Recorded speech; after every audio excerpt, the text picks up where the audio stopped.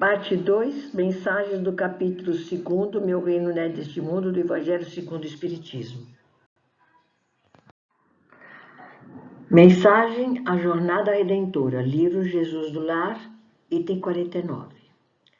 Aberta a doce conversação da noite em torno da Boa Nova, a esposa de Zebedeu perguntou, reverente, dirigindo-se a Jesus: Senhor, como se verificará nossa jornada para o reino divino? O Cristo pareceu meditar alguns momentos e explanou. Num vale de longínquo país, alguns judeus cegos de nascença habituaram-se à treva e à miséria em que viviam, e muitos anos permaneciam na furna em que jaziam mergulhados, quando o iluminado irmão de raça que lá passou e falou-lhes da profunda beleza do Monte Sião em Jerusalém, onde o povo escolhido adora o Supremo Pai. Ao lhe ouvirem a narrativa, todos os cegos experimentaram grande comoção e lastimaram a impossibilidade em que se mantinham. O vidente amigo, porém, esclareceu-lhes que a situação não era irremediável. Se tivessem coragem de aplicar a si mesmos determinadas disciplinas, com abstinência de variados prazeres de natureza inferior a que se haviam acostumado nas trevas, poderiam recobrar o contato com a luz, avançando na direção da Cidade Santa. A maioria dos ouvintes recebeu as sugestões com manifesta ironia, assegurando que os progenitores e outros antepassados haviam sido igualmente cegos e que se lhes afigurava impossível a reabilitação dos órgãos visuais. Um deles, porém, moço corajoso e sereno, acreditou no método aconselhado e aplicou-o. Entregou-se primeiramente às disciplinas apontadas e, depois de 4 anos de meditações, trabalho intenso e observação pessoal da lei, com jejuns e preces, obteve a visão. Quase enlouqueceu de alegria.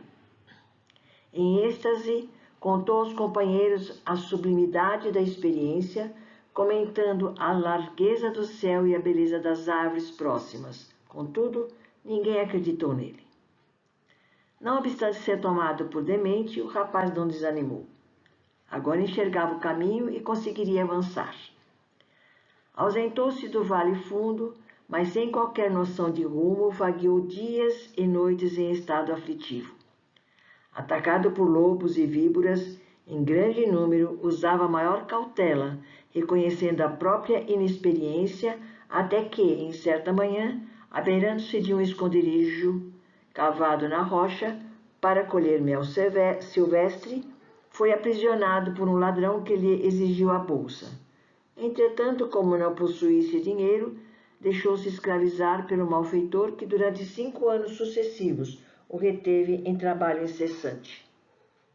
O servo, porém, agiu com tamanha bondade, multiplicando os exemplos de abnegação, que o espírito do perseguidor se modificou, fazendo-se mais brando e reformando-se para o bem, restituindo-lhe a liberdade. Emancipado de novo, o crente fiel recomeçou a jornada, porque a ânsia de alcançar o tempo divino povoava-lhe a mente. Pôs-se a caminho distribuindo fraternidade e alegria com todos os viajores que lhe cruzassem a estrada, mas, atingindo um vilarejo onde a autoridade era exercida com demasiado rigor, foi encarcerado como sendo um criminoso desconhecido. No entanto, sabendo que seria traído pelas próprias forças insuficientes caso buscasse reagir, deixou-se trancafiar até que o problema fosse resolvido, o que reclamou longo tempo. Nunca, entretanto, se revelou inativo no exercício do bem. Na própria cadeia que lhe feria a inocência, encontrou vastíssimas oportunidades para demonstrar boa vontade, amor e tolerância, sensibilizando as autoridades que o libertaram enfim. O ideal de atingir o santuário sublime absorvia-lhe o pensamento e prosseguiu na marcha. Todavia, somente depois de 20 anos de lutas e provas, das quais sempre saía vitorioso, é que conseguiu chegar ao Monte Sião para adorar o Supremo Senhor. O mestre interrompeu-se, vagueou o olhar pela sala silenciosa e rematou. Assim é a caminhada do homem para o reino celestial. Antes de tudo, é preciso reconhecer a sua condição de cego e aplicar a si mesmo os remédios indicados nos mandamentos divinos.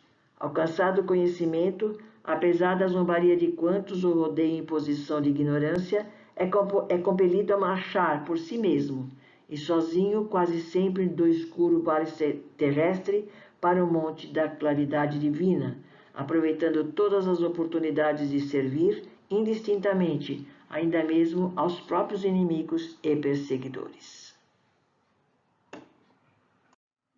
Quando o seguidor do bem compreende o dever de mobilizar todos os recursos da jornada, em silêncio, sem perda de tempo, com reclamações e censuras, que somente denunciam inferioridade, então estará em condições de alcançar o reino dentro do menor prazo, porque viverá plasmando as próprias asas para o voo divino, usando para isso a disciplina de si mesmo e o trabalho incessante pela paz e alegria de todos. Mensagem 107, vinda do reino, do livro Caminho, Verdade e Vida. O reino de Deus não vem com aparência exterior. Jesus, Lucas, capítulo 17, versículo 20. Os agrupamentos religiosos no mundo permanecem quase sempre preocupados pelas conversões alheias. Os crentes mais entusiastas anseiam por transformar as concepções dos amigos. Em vista disso, em toda parte somos defrontados por irmãos aflitos pela dilatação do proselitismo em seus círculos de estudo. Semelhante atividade nem sempre é útil, porquanto, em muitas ocasiões, pode perturbar elevados projetos em realização. Afirma Jesus que o reino de Deus não vem com aparência exterior. É sempre ruinosa a preocupação por demonstrar pompas e números vaidosamente nos grupos da fé. Expressões transitórias de poder humano não atestam o reino de Deus. A realização divina começará do íntimo das criaturas, constituindo gloriosa luz do templo interno. Não surge à comum apreciação, porque a maioria dos homens transita semicegos através do túnel da carne, sepultando os erros do passado culposo. A carne é digna e venerável, pois é vaso de purificação, recebendo-nos para o resgate preciso. Entretanto, para os espíritos redimidos significa morte ou transformação permanente. O homem carnal, em vista das circunstâncias que lhe governam o esforço, pode ver somente o que está morto ou aquilo que vai morrer. O reino de Deus, porém, divino e imortal, escapa naturalmente à visão dos humanos. Mensagem do auxílio espontâneo, algo mais do livro Ideias e Ilustrações, Meimei. Um crente sincero na bondade do céu, desejando aprender como colaborar na construção do reino de Deus, pediu certo dia ao Senhor a graça de compreender os propósitos divinos e saiu para o campo. De início encontrou-se com o vento que cantava e o vento lhe disse: Deus mandou que eu ajudasse as sementeiras e varresse os caminhos, mas eu gosto também de cantar, embalando os doentes e as criancinhas. Em seguida, o devoto surpreendeu uma flor que lhe contou: Minha missão é preparar o fruto, entretanto, produzo também o aroma que perfuma até mesmo os lugares mais impuros. Logo após, o homem estancou ao pé de grande árvore que protegia um poço d'água cheio de rãs, e a árvore lhe falou: Confiou no Senhor a tarefa de auxiliar o homem, contudo creio que devo amparar igualmente as fontes, os pássaros e os animais. O visitante fixou os feios batráquios e fez um gesto de repulsa, mas a árvore continuou: Essas rãs são boas amigas. Hoje posso ajudá-las, mas depois serei ajudada por elas, na defesa de minhas próprias raízes contra os vermes da destruição e da morte. O devoto compreendeu o ensinamento e seguiu adiante, atingindo uma grande cerâmica. Acariciou o barro que estava sobre a mesa e o barro lhe disse: Meu trabalho é o de garantir o solo firme, mas obedeço ao oleiro e procuro ajudar na residência do homem, dando forma a tijolos, telhas e vasos. Então, o devoto regressou ao lar e compreendeu que para servir na edificação do reino de Deus é preciso ajudar aos outros, sempre mais, e realizar cada dia algo mais do que seja justo fazer. Você deseja oportunidades de crescimento e ascensão na espiritualidade superior? mas frequentemente foge aos degraus do esforço laborioso e humilde de cada dia, concedidos a você pela infinita bondade a título de misericórdia.